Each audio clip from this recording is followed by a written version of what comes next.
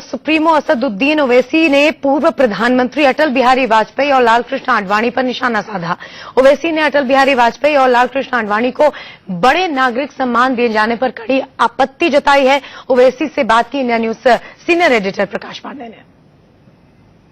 हमारे साथ हैं MIM के वरिष्ठ नेता असदुद्दीन ओवैसी साहब। ओवैसी साहब, कल आपने जिस तरह के बयान दिए वाजपेयी जी के बारे में, अटल और आडवाणी जी के बारे में, क्या आप अभी भी अपने बयान पे कायम हैं? मैं ऑन रिकॉर्ड कहा हूँ, मैं ऑन रिकॉर्ड कहा हूँ उस बात को।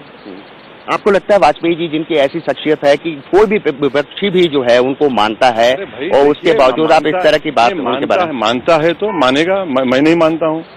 जमहूरियत है, मेरी राय मुख्तलिफ है। पर उनके खिलाफ तो कोई ऐसा केस भी नहीं बनता। आपने कहा आपके रिकॉर्ड में है कि उन्होंने जिस तरह के यूट्यूब पे जाकर देखिए यूट्यूब पे आडवाणी जी के बारे में भी जो आपने कहा उस पर भी आप कायम हैं? मैं बिल्कुल आप देखिए, लिबरल कमीशन चाहे वो या पूरा रथ यात्रा हो, ये सब बातें सब आवाम के सामने है। इसमें इतना आसमान सर पे क्यों उठाया जा रहा है? सर, आप भी तो कई तरह के बयान देते रहे जिससे कंट्रोवर्सी होती रही है। देखिए, मैं तो नहीं चाहता हूँ कंट्रोवर्सी हो। अगर मैं हकायक को बयान कर रहा हूँ और बहुत से लोगों के लिए कड़वी लगता है तो मैं क्या करूँ? राजीव गांधी जी को भी भारत रत्न मिला था, क्या आप उसका भी विरोध करते हैं? मैं उसकी बात नहीं कर रहा हूँ, मैं उनकी बात नहीं कर रहा हूँ। कल पवार साहब ने भी आपके बयान को पूरी तरह डिसमिस किया, कांग्रेस ने भी इससे कोई बयान नहीं दिया। उनका इख्तियार है, वो डिसमिस करे या उसको एक्सेप्ट करे, उनका इख्तियार है। मेरा इख्तियार है मुझे बोलने का। पर कई लोग ये कह रहे हैं कि जिस तरह से आपको महाराष्ट्र में थोड़ी बहुत सफलता मिल गई, हालांकि उसका कोई मायने नहीं है, महाराष्ट्र के नेता ये भी मानते, पर अब आप पूरे देश में, खासकर यूपी में अपना वर्चस्व बढ़ाने के लिए इस तरह की बयानबाजी कर रहे हैं। ये मैं कल एक किताब का रस्म इजरा था जो बाबरी मस्जिद के ऊपर थी, उसके कंटेक्स्ट में ये बात हुई है। अब इसको ले जाकर आप सारी दुनिया से मिला रहे हैं तो गलत है। क्या आपको लगता है कि इस तरह के पॉलिटिशियंस को ये अवार्ड, पद्मा अवार्ड या भारत रत्न, ये देना ही नहीं चाहिए? आपकी ये मंशा है? इसलिए मैं ये कह रहा हूँ कि जब ये मोदी गवर्नमेंट अपनी ब्रूट मेजोरिटी से जजेस के अपॉइंटमेंट के सिलसिले में, जो मैं इससे मुत्ताफिक नहीं हूँ, मैं नहीं मानता NJAC बनाए, तो कुछ एक क्राइटेरिया डेवलप करिए जो ट्रांसपेरेंट हो और जिसमें एक पब्लिक डिबेट हो, उसके बाद आप इनामात को दीजिए।